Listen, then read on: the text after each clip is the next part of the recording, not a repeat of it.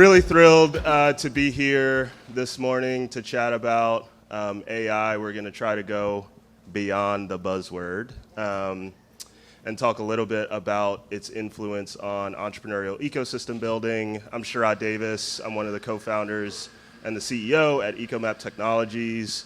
We're a company based in Baltimore, Maryland that delivers ecosystem intelligence to institutions, helping them to make information more accessible within their ecosystems. I'm joined by an esteemed panel. Maybe we can just start with some quick introductions, and I want to know a little bit more about how you guys got into ecosystem building as a part of your introduction. Oh, bring it first. Love being first. Hi, everyone. Good morning. It's amazing to be here. And as always, for me, it's amazing to be with the ecosystem building crowd. So kudos to all of you for showing up, for your time, for your passion, for the wonderful many entrepreneurs, potential entrepreneurs, and dreamers that are out there. I am with the Small Business Administration, but my kind of roots or origin around ecosystem building kind of starts from quite a long time ago. I was always fascinated by all kinds of small businesses. And my first job out of college was in microfinance. So working on not even just $500 business loans, but even on credit builder loans for people who couldn't even access any kind of credit. So I think for me, I started to see all the systems around a company, that it's not just your idea and like what you actually produce, but what are all the things, the resources and the people that go into it. Hi, everyone. I'm Nicola. I'm the founding CEO of the NASDAQ Entrepreneurial Center. If you don't know us, that's okay. We're an independent nonprofit. We are committed to advancing access and equity in the field of entrepreneurship, and we've been doing that for 8 years. Our community's 95,000 plus founders, and 51% are women, 64% are entrepreneurs of color, across every industry, every stage. And why this? Well, because it takes a village in entrepreneurship. We can't do it alone. If we're going to support the rise of all businesses, then we need a village around us to do that. So for us, it always starts with the ecosystem, and it begins and expands with the ecosystem. So really excited to be here talking about that and talking about how AI can help advance that, Terry said. Great. Hey, everybody. I'm Ryan, so I'm the co-founder of Slingshot. I'm also head of entrepreneurship for the Singleton Foundation. I got my start and fell into this. I accidentally started a company when I was 18, raising funds for clean water projects. I just had like a club, like, yeah, wishing well, whoo. And then like kids from other schools started sending me checks, and I didn't know what to do. And I was like, okay, this is a great problem. So we ended up with this movement of students across the country who are doing art shows, poetry slams, world's largest water balloon fight, you name it, to raise funds for clean water projects. And then abroad, we found out, like, rather than just put a big metal straw on the ground, we needed to also invest in our friends over there. So we were funding locally owned water solutions. But that's how I fell into, like, man, what I really love is like this creative capacity we all have to, like, hey, let's reshape the world. Let's make something out of this. Let's do that together. Not only is that the best way to do business, like, that's just a whole lot of fun. So like that's what I really fall in love with, is saying, how do we come alongside people, yes, not just for the individual success, but for how we're all shaping the world together. Very cool. You guys are awesome. How are you seeing AI show up in your work today when it comes to ecosystem building specifically? As we sit here in this amazing location, what comes to mind is it's a bit like the Wild West right now, but in really, I think, exciting and unique and interesting ways. So I'm going to cover it a little bit from two aspects. One is on the entrepreneurial layer. Obviously, we work directly on TA support for entrepreneurs each and every day. I'm a 3-time founder myself, so I've sort of seen it from that side of the house. But I also want to talk about what we're really excited by, which I think is the oncoming opportunity of really accelerated engagement through AI at an ecosystem layer. So on the founder front, obviously, the role of a founder each and every day is to do more with less and to try to maximize as much as you possibly can out of those precious, precious hours you have in a day. And for a lot of our founders who are under-resourced, 100% of our founder base are under-resourced, identified that way, they don't have the luxury of a tremendous amount of capital in their back pockets that will allow them to scale up their businesses. And the world hasn't been tipped necessarily in their favors of having a strong network who can say, oh, don't worry, I got your back. I know how to open that door, get that deal done for you, we're good. So what we see advancing through AI right now is more of an opportunity stack for under-resourced founders. We see founders who are able to lean in and have access to marketing prowess and support for their business growth that gives them a chance to level the playing field a little bit against companies who have got marketing teams. And I'm picking on marketing just because I think it's the one that we can all resonate quickly with thanks to ChatGPT and OpenAI. But it doesn't just stop there, right? It allows us to have people in our corner that can accelerate a common language of knowledge for entrepreneurship. And as we talked about kind of coming into this, there's a lot of challenge for entrepreneurs not knowing what they don't know, and then trying to figure out, how do I actually lean in and get that knowledge that I need to build the business that I'm trying to build? Now, on the ecosystem layer, imagine what's possible if all of a sudden we can tap into a much wider network of stakeholders and support, which is what we get really excited with what EcoMap is doing. And then most importantly, that we don't have that latency where we can continue to scale up that network effect in the oncoming decades. So for us, it's not just about this moment and this need right now, but it's also about realizing that as transitions occur, different stakeholders move forward, leave their roles, we don't lose that knowledge. We finally have a way to build resiliency in the knowledge network for ecosystems in the ways that we need to for entrepreneurs. I mean, just really quick, who here has a business they've started? Great, a couple. Who here has an idea for a business they've started? Who here has a friend somewhere out there, a family member, loved one, etc., who also has an idea for a business they started but hasn't begun? Everybody. Can I quote SBA? Is that all right with you sitting here?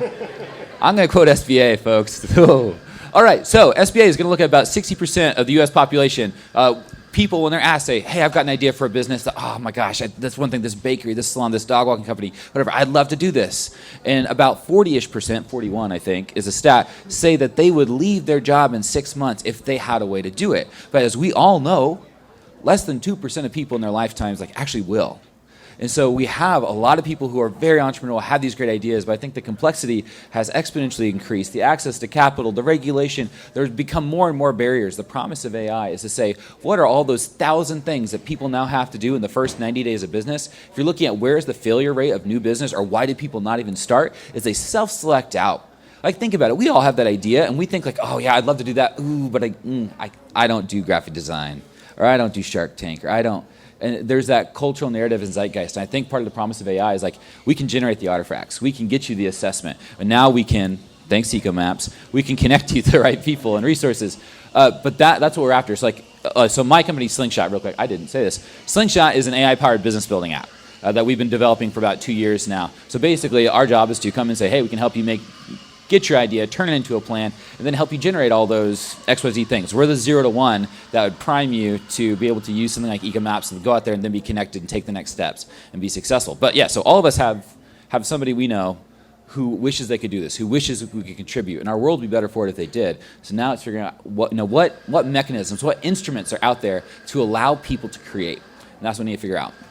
Yeah, and for you, Brittany, I want you to talk a little bit about the impact of those people that would but don't, right?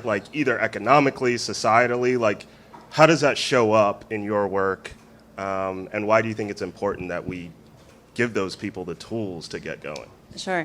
First, thank you, Ryan, for the stats. I appreciate it. Leads it well in, and it's important, I think. Well, for those of us out here, I know there's a mix in the crowd of folks that are very data heavy or very, creative. And so as we kind of paint this picture of what's going on, what has happened, and then what can we do to lead to a better future. So I think on the SBA side, that leads me into kind of the heart of the agency in terms of caring about all kinds of innovative startups and small businesses. And so SBA has a vast array of programs and resources. Sometimes I'm caught in between the people who say, why aren't there more programs for XYZ? And then why is there so much information that's hard to wade through, right? So, it's a rock and a hard place situation. So a lot of the agency and kind of the cornerstone of our programs is on how do you help entrepreneurs navigate the process. So it's not just one potential kind of resource partner network. We have a variety. So you might have heard of small business development centers, or maybe you've had a great SCORE mentor, or Women's Business Center, or even our veterans. And so, I think that helps us reach not only geographically across the country, but then down into nuances of people's experience, the kind of company they're going to grow. And then even in my neck of the woods, when we're looking at more of the R&D, commercialization, more of that growth-oriented small business, then we also have our own kind of networks where we're trying to help entrepreneurs understand, it's not just trying to read through the whole binder of all the funding opportunities, the loans, the terms, and what's going to be most favorable. It's, how can we get something that matters to you at the right time, and at least talk through the options. And it might not always be on the government side, but if there aren't other people out there trying to help flesh that out, where can SBA come alongside? And so I think for us, that's a huge piece. Now we can also go into some of the capital contracting, other ways. But I think on the AI side, we do have a lot of discussions going on, both internally and externally. So I'm excited here today to talk about, how SBA also is looking at some of those funded programs and what AI is going to mean kind of within that realm too. Amazing. Do you have something, Ryan? I was happy. Are we all happy here? What scares you guys about AI in your work, either within ecosystem building or for your entrepreneurs? I know we talked, Ryan, you mentioned how it enables folks to get going, right? They can now access tools, whether it's graphic design, et cetera, that they otherwise may not have been able to without resources. But what risks are there that we may not be thinking about? I'll let you start. Okay, I made you guys go last time. All right, so AI is going to kill jobs. The classic news report. I'm going to keep quoting SBA. And I paid him. thanks. So we've all heard AI is going to kill jobs, and okay, there's a tension. So and maybe somebody even here will know, like, all right, 80% of net job growth comes from startups, small business. Woohoo! I figured this room would know that. So, like, if you're looking at U.S. job creation historically, about more than 50% of our jobs are created by companies less than 5 years old. It's like that speed of innovation that we have with creating new ideas and setting them up that has given us a strong economy, awesome communities, and has been the thing that allowed us to build wealth in our society. So, when I'm scared of AI, I am less scared of the job extinction moment. I actually think this is an opportunity for perhaps the largest job creation and an economic wealth creation moment that we've had in decades. So that part I have a lot of hope about. What scares me about AI is more the culture surrounding it. Is what will we on like an individual and a community level, like will we actually find the tools to develop to realize that dream, or will we just be like, oh, it's AI and we've given up? And that has less to do with the technology, because the technology could actually enable us all. You don't need a super large, super complex infrastructure anymore to compete globally. For the last 20 years, if you're a small business, you had to compete globally on social media with Walmart and Amazon, those are fine companies, but that's really, really difficult. So I'm less scared of the technological mechanisms. That's exciting. I'm more scared of the cultural holding of the idea of AI and what we do with it and what ownership do we have of it. So like that's the fear for me, because the potential for all of us is out there. Yeah, I mean, to probably build on that a little bit, there's this hurry up and wait moment that is definitely upon us when it comes to AI. We hear from people all the time in very transparent and rightful worried moments of, I don't have an AI strategy. I should have an AI strategy, right? When do I get the AI strategy? How much is it going to cost? Where do I figure this out? What if we get it wrong? And there's this real vulnerability right now where I think wistfully we look back over past tech trends and adjacent sort of moments and wonder, how can we leverage calm and ease to work through what is a first? You know, and you're so right when you talk about this cultural moment that's ahead of us as we consider what AI is going to shape for the future of this country and the future of this world. And there's big, big ethical considerations around that. And of course we don't have it figured out. How could we? It's a first, right? But I think the idea of acting without compassion and understanding that we're all kind of there right now, and it's okay to take a moment to sort of figure it out rather than pretend we have the answers, or worse, get into a situation where we're making wrong choices that we can't kind of pull back from, is really important. So, I do want to honor and recognize that everyone we talk to wants to talk AI, and everyone's like, but we don't know what we're doing.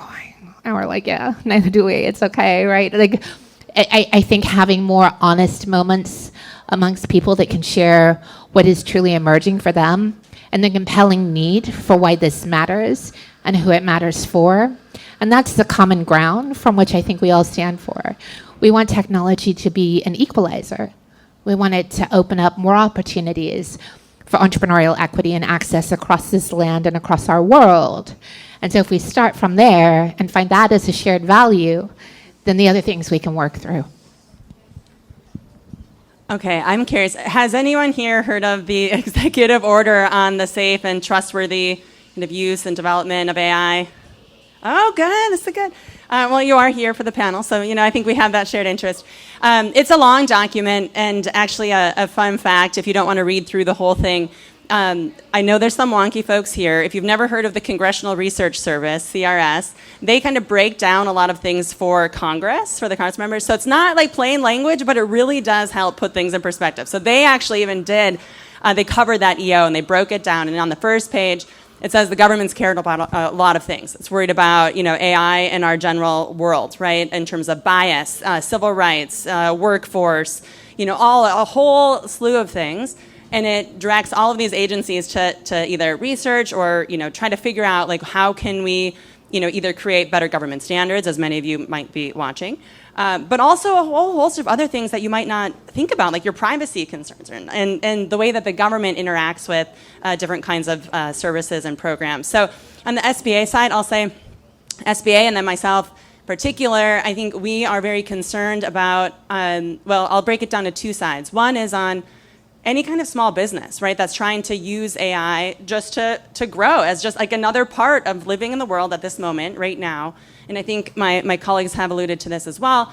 Just how does that small business succeed if we want them to grow, right? That's how our country is thriving economically, is because 99% of our job creators are small business. So it's just amazing what happens when we have strong small businesses. So how's any kind of small business having a benefit from AI? And then on the other side is I also think about the small businesses that are developing technologies that are using AI. So it's not using AI for trying to figure out your business plan, but it's the big tech giants out there that we see that are developing fantastic advancements in the AI field. How do we have more innovators also involved in that? How do we make sure that we have kind of that broad range of creativity supported and funded and out there and combining into this better future for us? So I think there's a distinction there that's not often understood or talked about, and I think that keeps me up sometimes at night. Yeah. Nicola, I want to start with you here. How do you envision AI impacting your role in 5 years, right? You talked about a hurry up and wait moment. Let's fast forward 5 years. In your day-to-day, how do you envision you utilizing AI at the NASDAQ Center, et cetera? What's the impact on you on a day-to-day? Well, first of all, for sure, we will be in EcoMap deeply and heavily each and every day. I started out the conversation by saying it takes a village. And today, how it works in knowledge transfer when we're looking at challenges that are affecting different states and different cities differently in advancing equity and what's working and what's not working is we kind of have to do old school outreach and send an email and pick up the phone and say, hey, who is actually working on that? Because titles don't translate city to city. People don't translate. Turns change. And so we need to be able to access an AI system that allows us to tap much deeper into the knowledge network that is building out, incredible accelerated entrepreneurial ecosystems across the US and across the world. We're in 120 countries today. That's great. Yeah, thank you. But also, it's a near impossible feat to keep up with all of the changes that are happening and all of the radical piloting that's occurring within these microcosms of entrepreneurial activity. And so we lose so much opportunity to build from a stack of expertise that lives in all of these communities. But what if it didn't have to be that way? What if we could put in a question that says, what is actually emerging right now that's advancing women business, micro-entrepreneurs across America from a commonality perspective? Who's leading in those initiatives? How do we get connected into them? Who are the support organizations behind them? And instead of that taking years to discover, which, by the way, then is outdated and useless and not very helpful, we could fast track and accelerate that. So really, the women business owners across the nation and across the world really were gaining immediate support, immediate knowledge, and immediate networks. And I think that's what's possible. That's what's possible with AI that accelerates and excites us each day. Amazing. Same question for you, Brittany. On a day-to-day basis, how do you envision AI impacting your work, say 5 years from now? Ironically, we can't use any AI tools at work. I just got a reminder the other day, don't open this on your work device. No, I think there's the privacy concerns, and I think rightfully so. We have access to a lot of information, and they're working through that. I have many great colleagues that are looking at ways that we're going to be using AI to improve. I think everything from customer service, which I think everyone can probably say, even if you've had a great experience with SBA or a resource partner, there can always be really good improvements. So I think, just on the way that we're able to tie in those potential resources to the right entrepreneur, I think we're going to be able to track our data better across all of our programs. We're already doing this, but I think I've even in the last 10 plus years that I've been with SBA seen a significant change in how we're looking at the demographics and the locations of all the entrepreneurs, tracking, through the loan programs, through our contracting, how much are the programs we're running leading to the places we want to see that change. And so, from the tiniest business up into folks in that small business innovation research space, I think for us, AI is going to really make a difference in that collective understanding of what is taking place and what can be different. Because especially in the last several years, we've made some incredible statutory and regulation changes on the back end of relating to the access or even relating to capital markets. And I think the push that we have as an agency to talk to Congress and to talk to the folks that are kind of establishing those parameters, for us, I think AI is really going to help us make the case and flesh out the need for the agency to modernize in a variety of ways. So I think we have a lot of internal benefit that we'll see that will hopefully relate then to a positive benefit for the companies that are out there. All right, great. 5 years' time. Wow. So 5 years' time, I think how it's going to impact our day-to-day is right now we have this kind of like dichotomy. Like, well, you're an entrepreneur or, I have a job somewhere. I think in the future what's going to happen, and even an opportunity, if I will, is it's no longer like, this person's an entrepreneur, this person's not. I think that we are all going to have to be very entrepreneurial, and even in the workplace, because now with these tools, everyone can solve for X if X equals value. So one of my companies that I had and I started up was a talent acquisition service. So we're finding really great talent for a lot of these great companies. If you talk to any employer, they're going to say, well, we want critical thinking and creativity and problem solving, all these things. They want to know, can this person create value? That's the game. So if we now have a mechanism, and more mechanisms via AI, where the individual is hyper-powered to be able to solve problems, create value, share those ideas. I have a dear friend named Will Cady, who is day one. He's a global brand ambassador for Reddit. And he says, humanity right now lacks a language for shared ideas. And that's one of the things that excites, the conversation at Reddit, because man, what if we could all talk about stuff and solve for X together? Holy smoke. So I think we're moving from a world where it's entrepreneurs over here and normal people over here. I think we're now moving to a world where we're all entrepreneurs, which I guess implies we're all a little bit weird, but that's great because we are. And that means we're creative and we can figure something out. So the world we're coming to, man, we have an opportunity and onus, and we might even have a market pressure that puts us onto a place where okay, we now all can create and we need to create in order to get to the type of economy and society that we want. Well said, guys. How are we doing on time, by the way? What's that? 15 minutes? Any questions from you guys, right? This is kind of a small, intimate group. Yeah, sure. Yeah. I'm with Village Capital. I'm working on a new. We love Village. What's up, Jason? Here and chatting about this problem. One of the things that I've seen working in multiple accelerator programs is it really takes a human touch to be reaching out and making these strong connections. Obviously, there's a huge opportunity within AI to expand these resources, make it really accessible for founders to learn about everything that's going on within the ecosystem. Where do you see the role of these humans, these program managers, these alumni coordinators? How do they continue to leverage AI to add that human connection, especially when it comes to outreach and adding more layers to the community? Yeah, sure. So if I can summarize the question,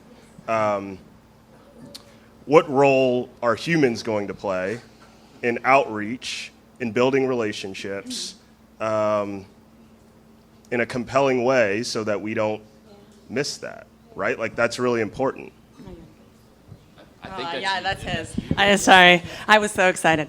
No, I just wanted to mention, there's two programs that I have the joy of working more closely with, and they were actually listed in that executive order. And so we are looking at ways of, basically, I'll say the programs are this innovation clusters, regional innovation clusters, and then our accelerator, growth accelerator fund.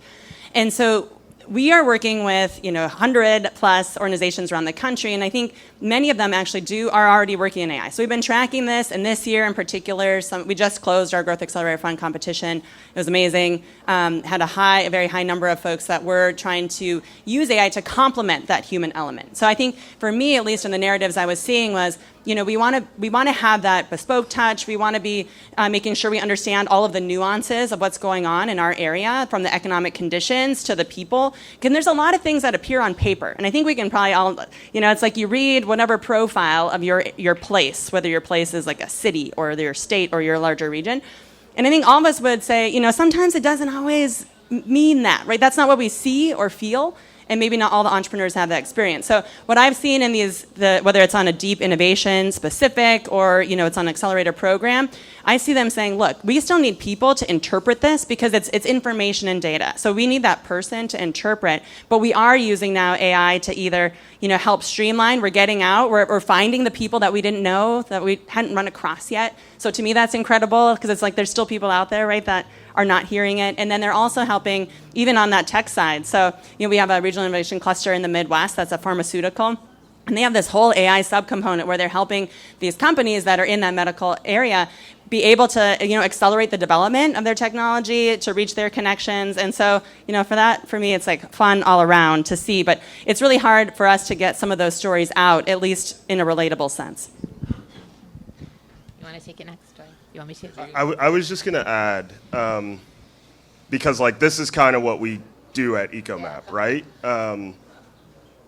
Our vision is to enable ecosystem builders to operate more efficiently. And so from our perspective, having a full understanding of the landscape is a way to fast track the impact that ecosystem builders can make. And so for us, we ask ourselves questions like, if they weren't going out and capturing data and information and it wasn't out of date, what could they do with that time, right? Can we better understand and see the gaps that exist in the ecosystem and then spend time filling those gaps, as an example? And so, from our perspective, it's about enablement more than anything else. I totally agree. A tool, a system, AI is not going to replace the human touch. You have an entrepreneur who's facing a really, really difficult challenge, like they want to talk to someone. But if I'm trying to discover something, right now I can come to you and say, hey, I found these 3 things, do you know them?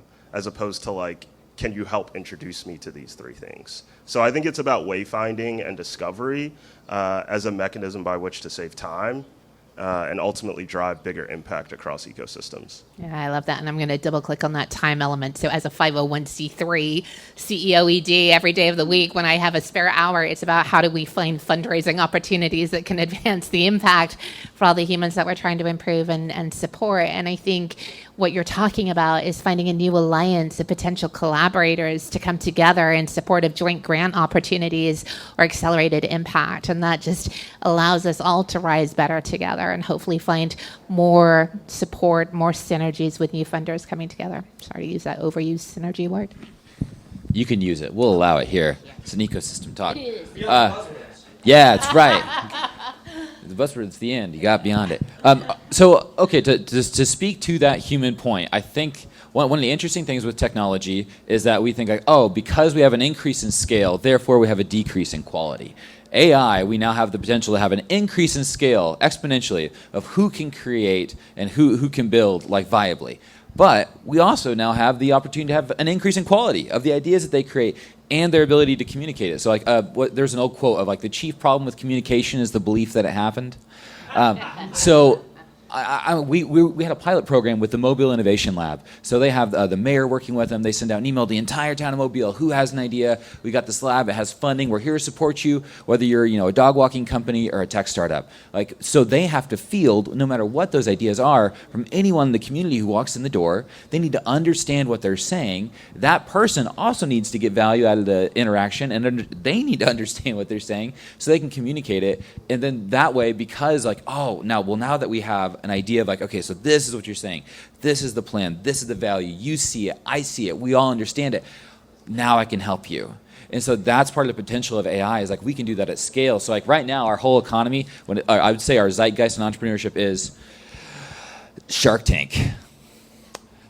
I have a 4-year-old. When he turns 13 and asks me about dating, I'm not going to turn on Jerry Springer. So when we're talking about entrepreneurship, our cultural magic, come on, it's early. It's a participation sport. The free market's a participation sport. The vast majority of activity in a free market society is not competition, but cooperation. So that's what we're after here. So we want more people playing the game and contributing. So it's not that one person wins the startup competition. I ask college students all the time when I go speak, hey, what percentage of companies get access to venture capital? Sorry, village capital. And you guys are good capital. I like you. Don't worry.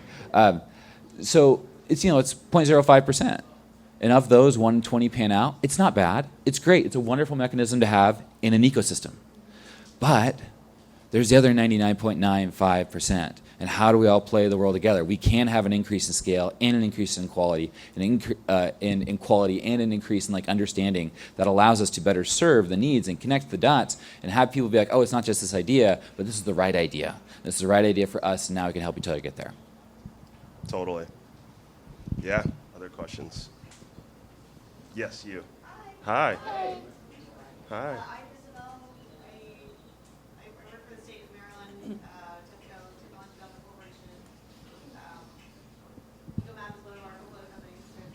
But as an ecosystem builder myself, and seeing this issue in some areas, so for example, outside of the ecosystem that exists with SBA, SBDC, local Department of Commerce, those kind of organizations, how can entrepreneurs self-organize and leverage AI for, I guess the best term might be decentralized ecosystem building, where there is turnover in leadership, there's not necessarily one person who feels the burden of staying in one place or one ecosystem for 20 years to effectively have a long-term ecosystem. So how can we leverage AI to make that more decentralized process?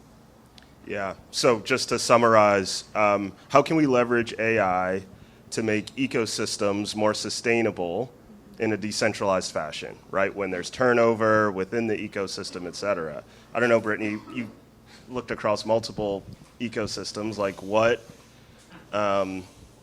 elements do you see as successful when there is a bunch of turnover?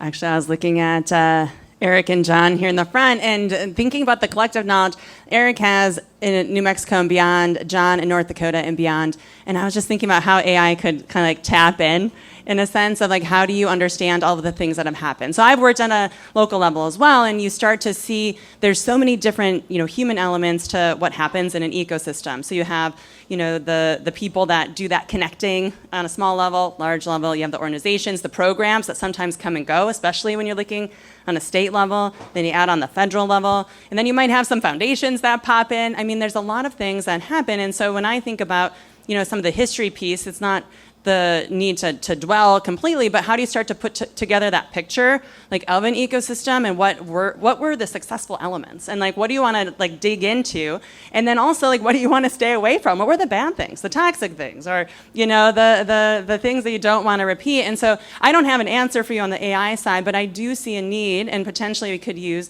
an AI tool of capturing that information on a local level to really have a stronger picture. It's not just a database you go to get those stats that I still love, but it's almost, how do you layer that with the people side, the past, the present, and then to your point earlier on the turnover, I think, I've felt this before in the past too, when people leave, sometimes that institutional knowledge, that hit is huge. So how can you smooth that out? And it's interesting to think of that from the ecosystem building side, because I think many of us have seen that on the business side. I've worked with a whole variety of founders that, have either left or they're trying to retire even or sell. And so we concentrate on how they can have, their plan, but also how do we have that kind of knowledge together on the ecosystem side. So.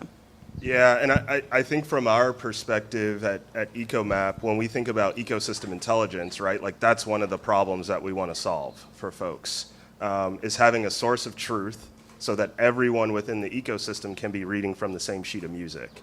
And so when we start to think about longitudinal analysis across ecosystems, right, how has it changed, how is it evolving, you've got to take that snapshot in time, but you've got to be able to keep it up to date so you can see the elements that are pivoting, that are changing, that are shifting, the players that are leaving, the players that are emerging.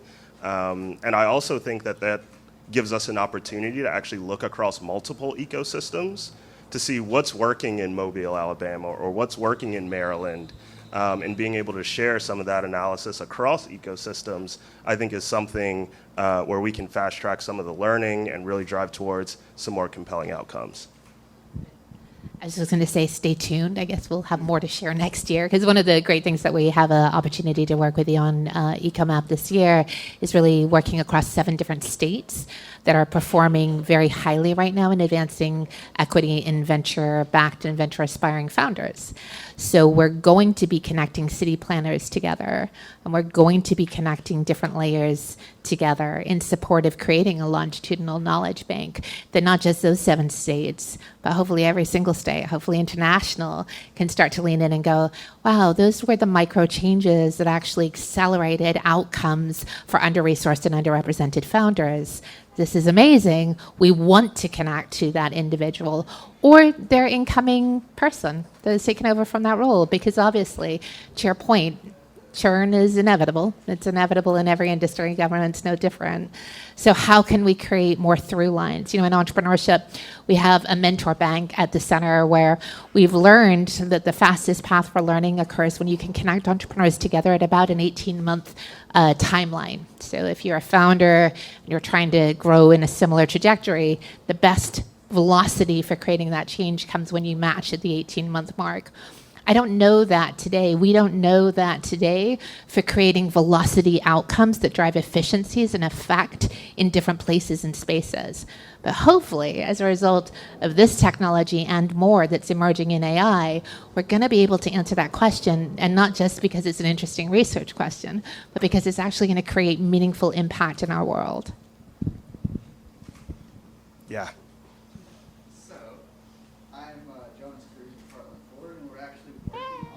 Exactly. So my job is basically be a researcher who looks at things like what are in the data sort of the best entrepreneurship development strategies, and then also ask the questions are what are the strategies that create them. And my background is as a statistician, and when I look at this, I get really worried about the fact that with AI, maybe the biggest risk is that when we feed it data that inherently have bias and are very white male-centric, the outcomes, the answers it's going to give you are going to be white male-centric. And that is only going to reinforce the discrimination and the biases that we already see in the entrepreneurship ecosystem broadly. So I'm curious if that's something you all are worried about. And if it is, what's the answer? How do we overcome that?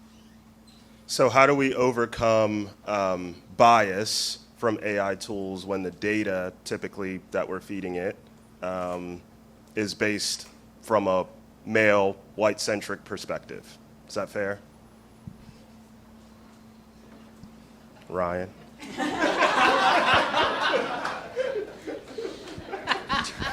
I'm happy to respond, to speak for my people. Should I speak Irish? I guess.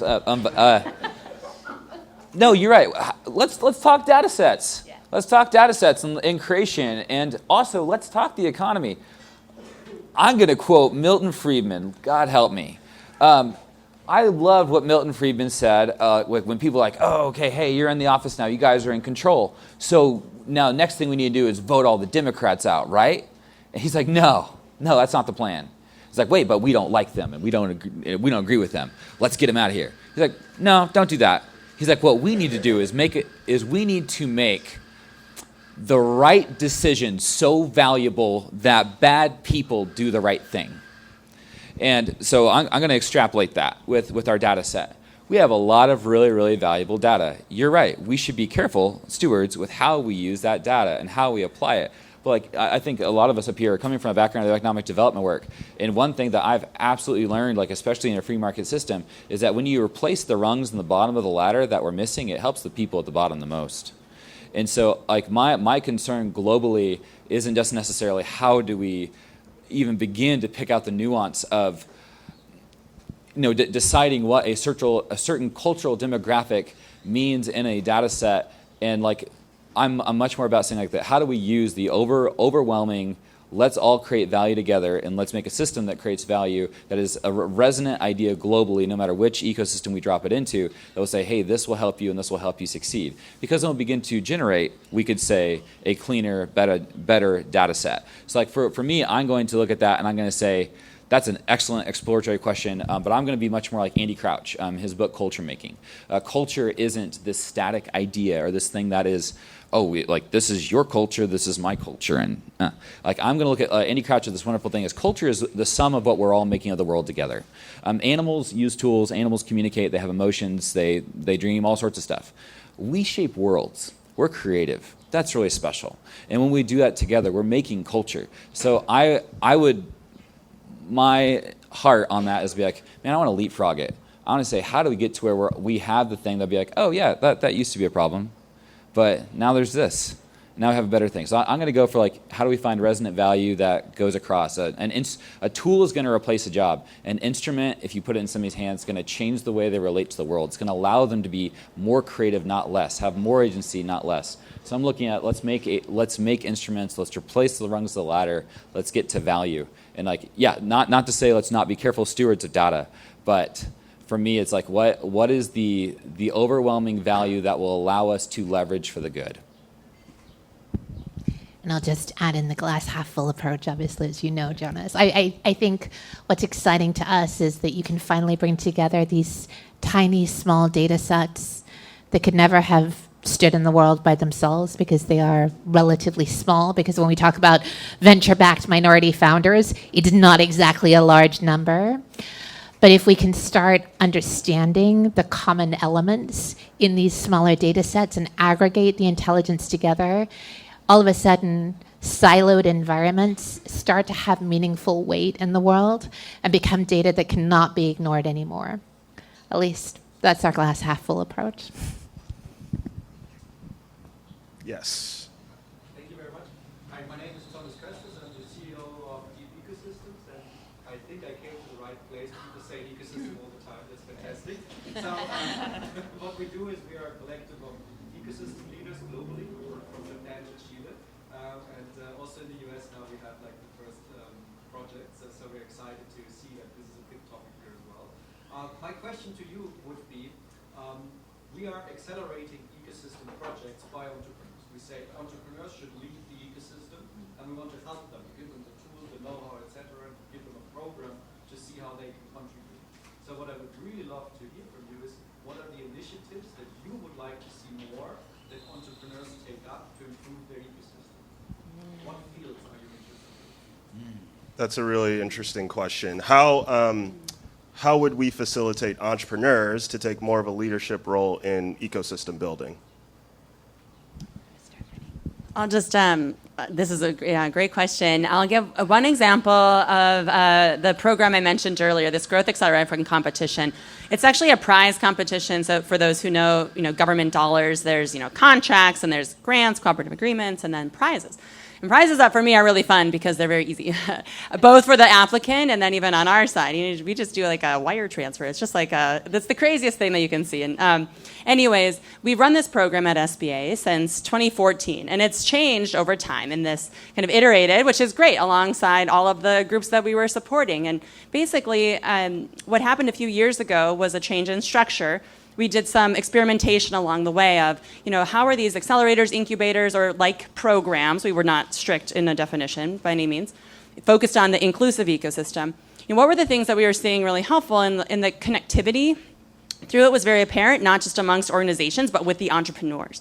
And so the current iteration of how we run this is now in 2 stages. And so instead of just saying, here's a $50,000 prize for you to go help women technologists, which would be great, now we're saying, all right, we want to make sure that you're not just coming in and running a program in and of itself, or just dropping it in wherever it may be, but how are you working? How do you get that information, and how are entrepreneurs kind of part of that as well? So that first stage is on the connectivity and the partnership building, and that's how you compete. And there's a lot of competition. In fact, if anyone here competed in that, we're going through it now, and it's very hard. We want to I would love to give everyone all the money, but we're not going to be able to. But I think what I love to see about how this works is it's not just an applicant on the ecosystem side saying, oh, we work with this whole list of partners, and there's not anything behind that, or there's not, it could be that they're very far from any entrepreneur.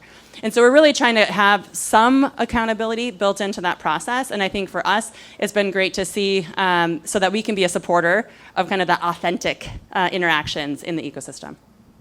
Amazing. I think we have time for one more question. We've used the word AI 100 times, and it's beyond the buzzwords. We haven't defined it once. Sure. We've been taking data, scraping it, analyzing it, giving trend analysis for 40 years in technology. What about what we're talking about is new? What of it is artificial? What of it is intelligent, other than working with intelligence? How do we get beyond the buzzword? And maybe the direct question is, could everyone define AI and why it's different than what we've done before and why that's interesting? Sure. You want to go first, Ryan? No, I had to go first last time. I think, nice. We're out of time. This is a fun one. This is good. This is a good one. I'm a head of product and technology, so I just... No, I love it, for sure. It's awesome. Way to be. Absolutely. I think the reality is that, from our perspective, this community of ecosystem building is A, pretty new, and B, I think has not had the support from the technology companies. Right? So when we talk to folks, typically they're using antiquated systems. I was talking to someone earlier today about them using a clipboard still. And so I don't know that we really need to define AI deeply. I think it's about using modernized tools to advance our communities, right? I think if you ask someone what AI is, you're probably going to get 4 different answers. Totally. I agree, but to what end? Like, does it matter? I guess is sort of my point. Like, can we enable folks better with technology? And I think the answer is yes. Can we help ecosystems make smarter decisions? I think the answer is yes. Can we save them time? Yes. And that's what we're aiming to do, whether that's AI or ML or NLP. It doesn't really matter at the end of the day, from my perspective. That's my non-answer. No, I think part of the magic for me is synthesis. And again, buzzword, hang with me. So it's like synthesis, like for Slingshot, I'm guessing for Ecomap, we're collecting user data. Like the value of Google was the organization of information. They built a $1 trillion company off of the organization of information. There's a ton of the commodity of knowledge is out there. now it's searchable. So they've organized information that made it possible. So like when we're talking about AI and the generative aspect, it's a synthesis. It's getting input from the user that they're able to create. Again, it's not doing it all for them, because then it would just be a machine. So we have the user information and input saying, man, what if I had an idea? What if it was this way? And yeah, I guess like the product could be this. And then the machine's able to gather information and then help create an amalgamation of the information from the user and the information gathered from various sources, and then from that, with the user's assistance, like say, what are the assets? What are the assessments? What are the connections that we can then make for the user from there? So like, yeah, we can speak to the generative side. I'm saying all this because like Slingshot, this is how we're thinking about how we utilize, yes, we have this AI that we're building and training, and then we have these other plug-in points where like we might be working with an external engine, but like for me, it's like data set here, data set there, and then when you put them all together and you say, and then you direct it and you put guardrails on it to say, okay, what if this became the algebra to make this X equation, whether it's generating your assets, your website, your logo, your whatever, getting hey, here's the next 100 steps you need to take for your company based on blank, blank, blank, and then having that continue to update as the idea grows, as the business grows. So for me, yeah, we've gone from the organization of information to the synthesis of information in partnership with the user. And so that's where, yeah, is the machine truly intelligent? It's still zeros and ones. It's still a binary. But we're now adding the human component, and we're making them more intertwined and able to work together, hopefully. So that's kind of my take. Maybe I'm wrong. And with that, I do want to thank this amazing panel. Thank you guys. Really appreciate it.